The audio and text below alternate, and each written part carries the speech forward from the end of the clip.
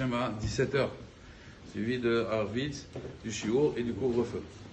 Donc on est encore dans Toubou Bishvat, et donc il y a plusieurs minagim, comme j'ai expliqué, comme c'est un minag, donc il y en a qui le font aujourd'hui. Normalement le minag à Sfarazim c'est de le faire hier soir, donc il y a tout un seder, donc celui qui a pas pu faire hier soir, il peut faire encore aujourd'hui dans la journée. À Mincha, c'est pour ça qu'on ne fera pas encore Tahanoun, puisqu'on est encore dans Toubou Bishvat. Donc juste une éhara que j'ai eue hier soir, en faisant le seder, c'est bien de faire les Shir la Mahalot, et des fois il y a des passages du Zohar, et Bémet le Zohar il pose une couchia, il dit que vous savez que quand on mange la noix aussi, on mange la noix à Toubou Bishvat, tous les fruits, donc la noix, et la noix ça représente en fait de casser les écorces, casser la klipa. Le Zohar il dit qu'à Rosh Hashanah, vous savez qu'on ne mange pas la noix, on ne peut pas manger la noix à Rosh Hashanah. Pourquoi? Parce que c'est égoz, et égoz c'est valeur numérique, het, la faute. Het, c'est un het et un tête. Et donc, comme ça représente la faute, à Rosh Hashanah, nous, on va se faire juger, on met les fautes de côté, d'accord? Donc, c'est het, c'est la faute. Et pourtant, à Pessah, avec quoi on fait la haroset? On fait la haroset avec la noix. Et en vérité, égoz, c'est valeur numérique, tov, 17. Et 17, c'est bien, parce que het, aussi, het, la faute, c'est 9 plus 8. Het, c'est 8, tête, c'est 9, donc 9 plus 8, ça fait 17. Donc, d'un côté, c'est het, d'un côté, c'est tov. Azmakara, pourquoi une fois la noix c'est la faute, ça représente la faute, et des fois c'est le tov. Alors en vérité, là, caché, il n'y a pas de contradiction en vérité. En vérité, il n'y a pas de dichotomie. C'est quoi l'explication? Béhémet. L'explication, c'est qu'un juif, il est représenté par la noix.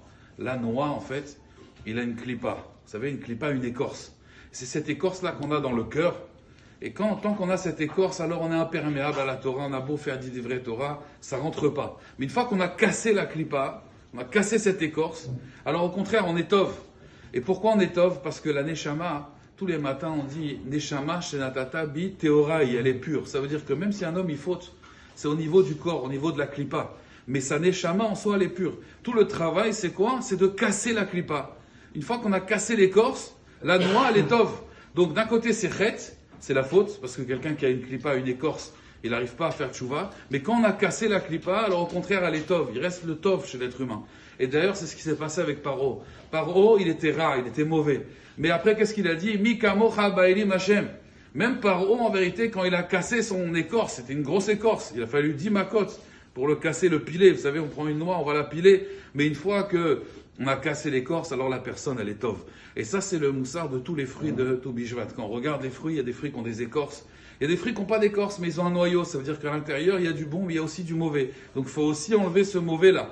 Et donc, plus les fruits, il dit le Zohar, ils ont des écorces, plus en réalité, ça veut dire qu'il y a une klipa. Tout le travail d'un juif, c'est de casser ses klipotes pour passer de la chet au tov. Donc, il ratson Bezrat Hashem qu'on arrive à s'inspirer de ces fruits-là, de casser à chaque fois l'écorce, d'enlever des fois le noyau, parce que le noyau, ça représente l'absolète, et que Bezrat Hashem, on soit Belim Mitzvot Karimon, ça veut dire que l'intérieur, il soit complètement pur, d'accord, qu'on arrive à casser ces clipotes-là, et que le message de la Torah, il arrive à pénétrer dans notre cœur. Amen.